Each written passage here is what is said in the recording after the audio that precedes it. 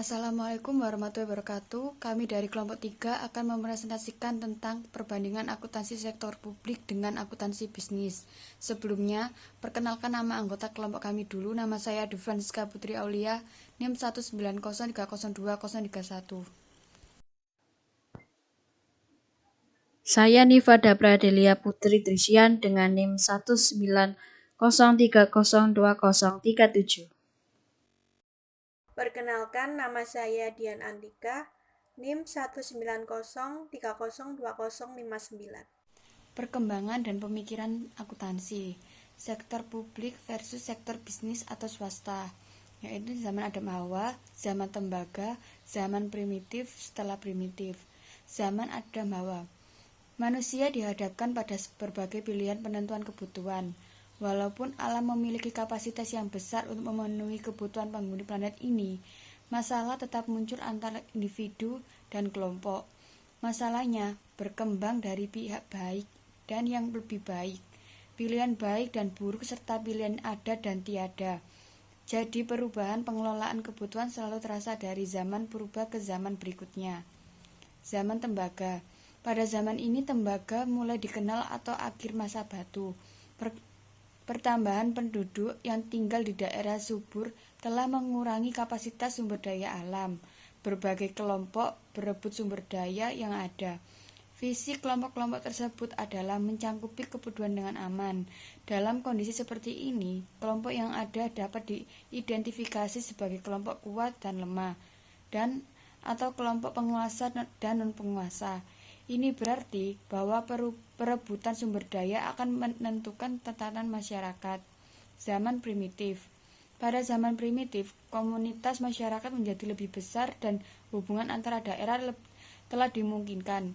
Pertemuan antara kelompok menjadi lebih sering dan pada saat yang sama kapasitas akan mulai dirasa terbatas. Kondisi ini memunculkan pilihan untuk menatap dan bercocok tanam, sehingga visi kemasyarakatan mulai berubah dan persaingan perebutan kekuasaan menjadi lebih meningkat. Setelah primitif. Di masa setelah primitif, masyarakat non-maden menjadi masyarakat penetap dengan perkembangan tatanan kemasyarakatan. Keterbatasan sumber daya mulai diartikan sebagai kurangnya sumber daya alam dan sumber daya manusia. Kerjasama antar kelompok non-pengusaha dan pengusaha mulai dilakukan untuk memenuhi kebutuhan masyarakat di suatu daerah. Disinilah peristilahan kelompok swasta merupakan hasil dari perubahan kemasyarakatan, perubahan sosial, dan perubahan organisasi publik. Keterbatasan kapasitas penguasa publik membuka peluang peranan dalam pengelolaan perekonomian. Penguasa ekonomi mulai dipisahkan dari penguasa politik kemasyarakatan. Tujuan komparasi akuntansi sektor publik versus sektor bisnis atau swasta. Di sisi lain, karakteristik sektor publik sangat berbeda dengan sektor swasta, di mana pengelolaan di masing-masing organisasi harus diperdalam lagi agar kinerja masing-masing sektor menjadi maksimal dalam mencapai tujuannya. Maksimalisasi kinerja organisasi sektor publik, inilah yang menjadi tujuan dari komparasi akuntansi sektor publik dan organisasi bisnis atau swasta. Asumsi akuntansi sektor publik dan sektor bisnis atau swasta. Ada 4. Yang pertama, perbedaan mencolok di antara akuntansi sektor publik dan akuntansi sektor bisnis adalah motif keuntungan yang hendak diperoleh. Yang kedua, dampak yang diharapkan dari pemberian materi akuntansi sektor publik adalah meningkatnya akuntabilitas dan transparansi kinerja pengelolaan sektor publik. Yang ketiga, area sektor publik yang sangat luas memerlukan intervensi pemerintah sebagai organisasi sektor publik terbesar untuk mengelolanya. Dan yang keempat, keunikan akuntansi sektor publik adalah cenderung kurang seragam karena setiap bidangnya mempunyai karakteristik yang berbeda. Akuntansi sektor publik versus sektor bisnis. Secara konseptual, perbedaan kedua jenis organisasi ini terletak pada tujuan yang akan dicapai. Pada tahap perencanaan, organisasi sektor swasta menitikberatkan keuntungan usaha semaksimal mungkin, sementara organisasi sektor publik lebih mengutamakan kesejahteraan masyarakat. Singkatnya, perbedaan tersebut dapat dilihat dalam tabel berikut ini. Tujuan dari akuntansi sektor publik ialah kesejahteraan masyarakat, sedangkan akuntansi sektor swasta ialah keuntungan. Organisasi dari akuntansi sektor publik ialah sektor publik, sedangkan akuntansi sektor swasta ialah swasta. Keuangan dari akuntansi sektor publik ialah negara, daerah, masyarakat, konstituen. Sedangkan akuntansi sektor swasta ialah individual dan perkumpulan. Akuntansi sektor publik yang tertinggal dari akuntansi bisnis. Akuntansi sektor publik di Indonesia sangat jauh tertinggal jika dibandingkan dengan akuntansi sektor swasta. Pembuktiannya ada 3, yaitu yang pertama, pemerintah Indonesia belum memiliki semua infrastruktur akuntansi keuangan yang dibutuhkan. Yang kedua, standar audit pemerintahan pada tahun 1990-an baru ada 2 buah, yaitu satu yang dikeluarkan oleh Badan Pemerintahan Keuangan Republik Indonesia dan di pihak lain BPK sebagai aparat pengawas internal pemerintah juga mengeluarkan standar audit. Dan yang ketiga, pada organisasi publik selain pemerintah ada standar akuntansi keuangan atau SAK nomor 45 tentang standar akuntansi untuk entitas nirlaba.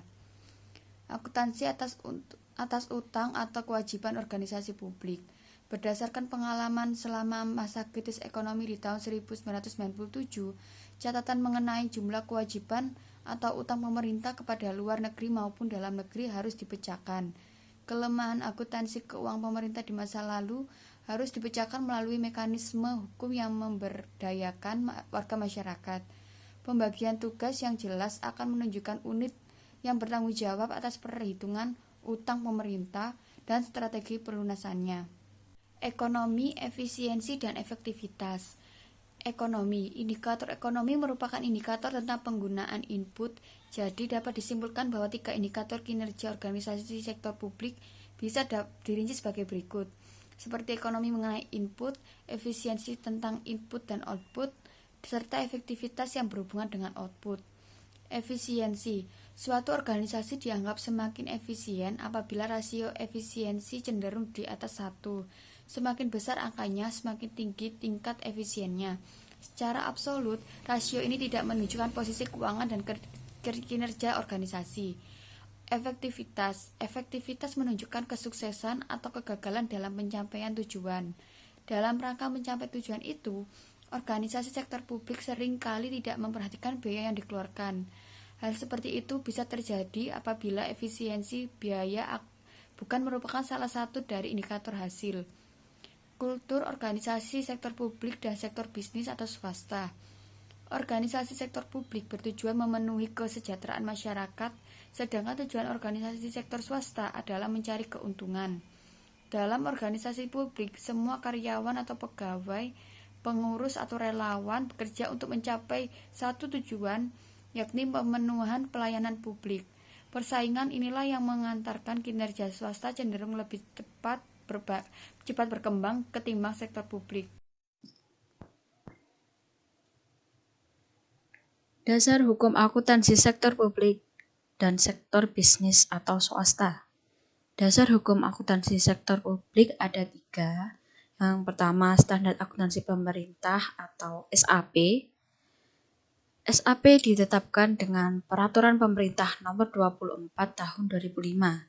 SAP dinyatakan dalam bentuk pernyataan standar akuntansi pemerintahan atau PSAP yang dilengkapi dengan pengantar standar akuntansi pemerintahan dan disusun dengan mengacu pada kerangka konseptual akuntansi pemerintahan. SAP harus digunakan sebagai acuan dalam menyusun laporan keuangan pemerintah, baik pemerintah pusat maupun pemerintah daerah. Yang kedua, Pedoman Standar Akuntansi Keuangan atau PSAK. Standar akuntansi keuangan yang lengkap dan komprehensif merupakan dambaan semua pihak yang berkepentingan dengan laporan keuangan. Karena itu, standar akuntansi keuangan dari waktu ke waktu harus dilengkapi dan disempurnakan sesuai tuntutan perkembangan praktek bisnis serta profesi akuntansi.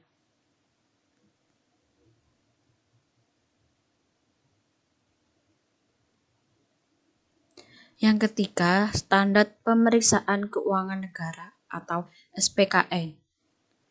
Peran SPKN adalah memberikan patokan atau arahan pertahapan pemeriksaan, pengelolaan, dan tanggung jawab keuangan negara bagi pemeriksa. SPKN dilaksanakan dengan sebuah mekanisme kerja, yakni pengumpulan bukti dan pengujian bukti secara objektif. Hal ini dilakukan dengan prinsip akuntabilitas publik untuk mendapatkan hasil, yakni meningkatkan kredibilitas informasi yang dilaporkan. Dasar hukum akuntansi sektor bisnis atau swasta. Dasar hukum akuntansi sektor bisnis ada dua, yaitu PSAK dan Standar Profesional Akuntan Publik atau SPAP. SPAP merupakan kodifikasi dari berbagai pernyataan standar teknik dan aturan etika.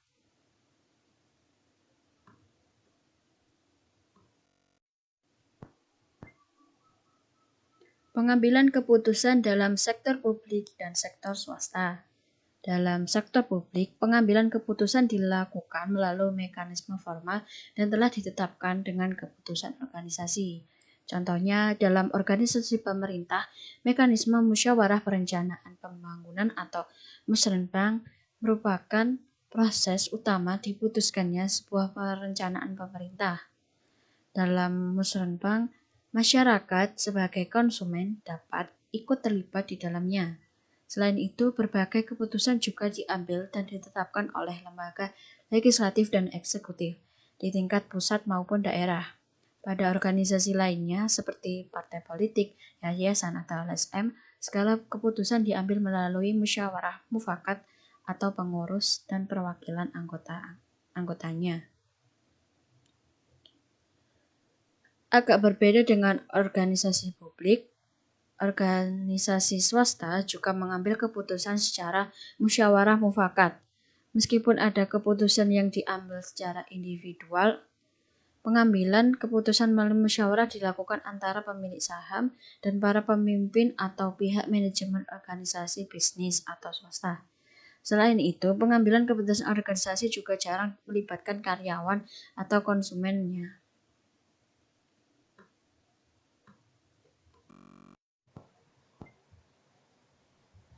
Perencanaan dalam sektor publik dan sektor swasta. Setiap organisasi yang bergerak di sektor publik maupun sektor swasta ingin mencapai tujuannya melalui sumber daya yang tersedia. Dalam rangka tujuan tersebut diperlukan suatu perencanaan yang terdiri dari proses perencanaan dan proses pengendalian. Perencanaan dapat dikategorikan berdasarkan dimensi waktu, sehingga dapat dibagi menjadi perencanaan jangka panjang, perencanaan jangka menengah, dan perencanaan jangka pendek. Di sisi lain, akuntansi manajemen menyediakan informasi untuk pembuatan rencana sementara. Penyediaan informasi pada tahap perencanaan dapat dilakukan dengan cara penilaian investasi, kemudian perencanaan dan penganggaran keuangan, aset pendapatan, kemudian model keuangan. Dalam perencanaan jangka pendek maupun jangka panjang, perencanaan selalu dipengaruhi oleh banyak variabel yang terkait. Salah satu cara yang dapat membantu menghitung atau menaksir masing-masing variabel adalah menggunakan model keuangan. Manfaat dari model keuangan ini adalah untuk melihat prediksi situasi sesungguhnya yang akan terjadi pada masa yang akan datang. Kemudian target perencanaan dan penganggaran. Target adalah seperangkat sasaran dalam bentuk kuantitatif yang harus dicapai oleh pihak manajemen pada waktu tertentu di masa yang akan datang, seperti target output dan target kinerja.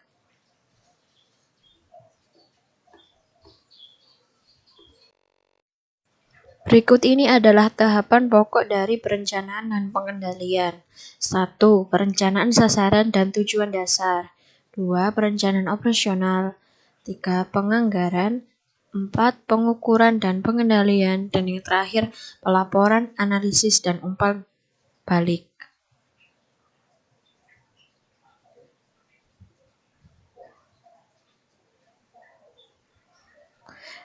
Dalam organisasi sektor publik lainnya, seperti lembaga swadaya, masyarakat, yayasan, dan partai politik, proses perencanaannya dilakukan oleh staf dan pengelola yang berwujud dokumen perencanaan. Proses perencanaan itu memberikan kekuatan yang efektif dalam menjalankan peran pengelola. Selain itu, dokumen perencanaan juga merupakan sarana yang efektif dan efisien dalam pengelolaan organisasi. Dalam organisasi swasta, proses perencanaan dilakukan oleh para pegawai serta manajer yang ada dalam organisasi tersebut secara garis besar. Proses perencanaan di organisasi swasta tidak jauh berbeda dengan organisasi sektor publik. Pada intinya, terkait dengan penetapan visi, misi, dan tujuan yang ingin dicapai, dijalankan strategi untuk meraihnya, serta sistem perencanaan untuk mengendalikan pelaksanaan rencana tersebut. Perbedaan terlihat pada hasil yang ingin dicapai dari proses perencanaan itu. Organisasi swasta ingin mencapai profit atau laba yang tinggi, serta peningkatan kekayaan dan pertumbuhan organisasi. Sementara organisasi sektor publik lebih mengutamakan pentingnya layanan kepada publik atau masyarakat.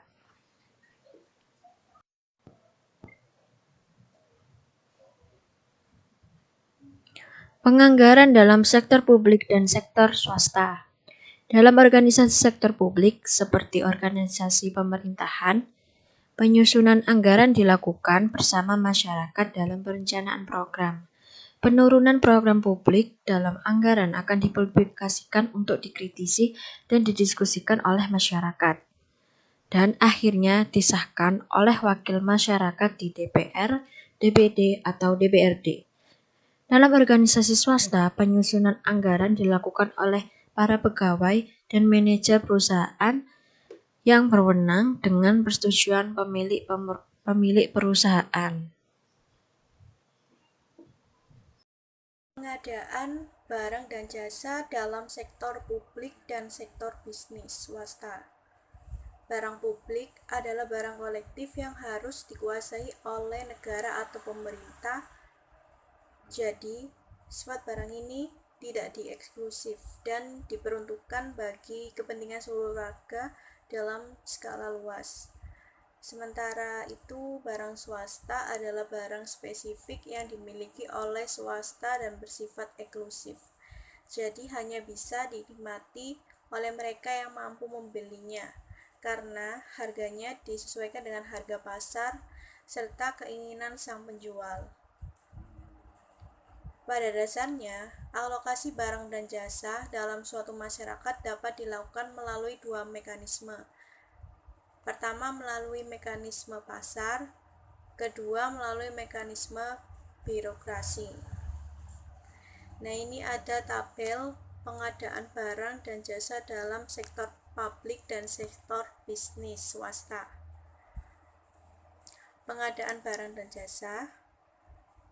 Untuk yang sektor publik, barang publik adalah barang kolektif yang harus dikuasai oleh negara atau pemerintah. Kalau yang untuk sektor bisnis, barang swasta adalah barang spesifik yang dimiliki oleh swasta. Kalau yang sektor publik sifatnya tidak eksklusif. Kalau yang untuk sektor bisnis sifatnya eksklusif. Kalau yang sektor publik, pada umumnya barang dan jasa diperuntukkan bagi kepentingan seluruh warga dan skala luas. Kalau yang sektor bisnis, barang dan jasa hanya bisa dinikmati oleh mereka yang mampu membelinya karena harganya disesuaikan dengan harga pasar serta keinginan sang penjual yang ingin meraih laba sebesar-besarnya. Kalau yang sektor publik, tujuan pengadaan barang dan jasa publik adalah diperuntukkan bagi kepentingan seluruh warga dalam skala luas. Kalau yang untuk sektor bisnis, tujuan pengadaan barang dan jasa adalah diperuntukkan bagi kepentingan internal organisasi. Laporan dalam sektor publik dan sektor bisnis. Menurut Ligerman dan Taylor, ada beberapa perbedaan antara laporan keuangan sektor publik dan laporan keuangan sektor swasta, yaitu untuk laporan keuangan sektor publik dipengaruhi oleh proses keuangan dan politik. Untuk yang laporan keuangan sektor swasta, terikat oleh aturan dan kriteria kecurangan. Untuk laporan keuangan sektor publik, pertanggungjawaban ke DPR atau DPRD atau legislatif dan masyarakat. Kalau yang untuk laporan keuangan sektor swasta, pertanggungjawaban ditentukan oleh para pemegang saham dan kreditor. Untuk laporan keuangan sektor publik, laporan unit pemerintah ditujukan sebagai pengembangan akuntabilitas publik. Kalau yang untuk laporan keuangan sektor swasta, laporan keuangan sektor swasta hanya diungkap di tingkat organisasi secara keseluruhan. Untuk laporan sektor publik, laporan unit pemerintahan keseluruhan dijadikan dasar analisis atas prospek pemerintahan. Kalau untuk laporan keuangan sektor swasta, laporan keuangan swasta diperiksa oleh auditor independen. Kalau yang laporan keuangan sektor publik, laporan unit pemerintah diperiksa BPK atau auditor yang telah ditetapkan. Selanjutnya ada persamaan laporan keuangan sektor publik dengan sektor swasta. Persamaan laporan keuangan sektor publik dengan sektor swasta meliputi yang pertama, kriteria validitas dan reliabilitas dokumen sumber. Yang kedua, pelaporan keuangan lebih ditentukan oleh fungsi akuntabilitas publik. Yang ketiga, siklus akuntansi dapat diperbandingkan. Yang keempat, standar akuntansi ditetapkan oleh organisasi independen. Yang kelima, laporan keuangan publik dan swasta bisa diakui sebagai dasar hukum. Audit dalam sektor publik dan sektor bisnis swasta. Audit sektor publik berbeda dengan audit pada sektor bisnis swasta. Audit sektor publik dilakukan pada organisasi pemerintahan yang bersifat nirlaba seperti sektor pemerintahan, daerah, dan lain-lain. Sementara itu, audit sektor bisnis dilakukan pada perusahaan milik swasta yang bersifat mencari laba. Audit sektor publik dan audit sektor bisnis sama-sama terdiri dari audit keuangan, audit kinerja, dan audit untuk tujuan khusus. Nah, ini ada tabel audit dalam sektor publik dan sektor bisnis. Untuk yang sektor publik, organisasi pemerintahan yang bersifat nirlaba seperti sektor pemerintahan daerah, Pemda, BUMN, BUMD, dan instansi lain yang berkaitan dengan pengelolaan aset perusahaan negara, partai politik, yayasan, LSM, dan organisasi sosial lainnya. Untuk yang sektor bisnis swasta, perusahaan milik swasta yang bersifat mencari laba. Pertanggungjawaban dalam sektor publik dan sektor bisnis swasta. Pertanggungjawaban merupakan upaya konkret dalam mewujudkan akuntabilitas dan transparansi di lingkungan organisasi sektor publik. Sebagai contoh, di organisasi pemerintah, setiap pengelola keuangan negara diwajibkan untuk menyampaikan laporan pertanggungjawaban atas pengelolaan keuangan dengan cakupan yang lebih luas dan tepat waktu. Nah, ini ada tabel pertanggungjawaban dalam sektor publik dan sektor bisnis swasta. Untuk yang sektor publik, pertanggungjawaban ini merupakan upaya konkret dalam mewujudkan akuntabilitas dan transparansi di lingkungan organisasi sektor publik. Untuk yang sektor bisnis swasta, pertanggungjawaban ini merupakan upaya konkret dalam mewujudkan akuntabilitas dan transparansi di lingkungan organisasi bisnis swasta. Untuk yang sektor publik, pertanggungjawaban dilakukan kepada masyarakat, konstituen, dan dewan pengampu di LSM atau yayasan. Untuk yang sektor bisnis, pertanggungjawaban dilakukan kepada stakeholders dan pemegang saham oleh pengelola organisasi bisnis swasta. Sekian dan terima kasih, kurang lebihnya semoga bermanfaat. Apabila ada salah kata mohon dimaafkan. Wassalamualaikum warahmatullahi wabarakatuh.